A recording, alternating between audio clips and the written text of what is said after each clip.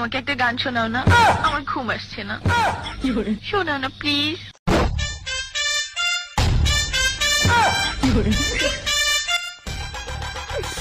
তুমি আমার কাছ থেকে গান শুনবা জান?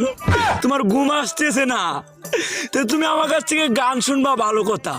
গানটা শুনে টাস করে মুইতে ঘুমায় পড়বা, বুঝছো?